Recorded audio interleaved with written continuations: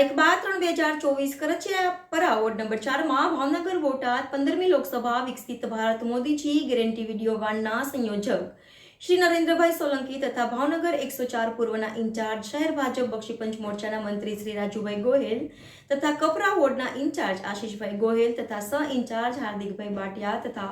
ward પ્રમુખ રમણભાઈ સોલંકી, મહામંત્રી ભાવસંગભાઈ પલાણિયા, ચેતનભાઈ બારિયા, કોર્પોરેટરશ્રીઓ ભરતભાઈ ચુડાસમા, ગોપાલભાઈ મકવાણા,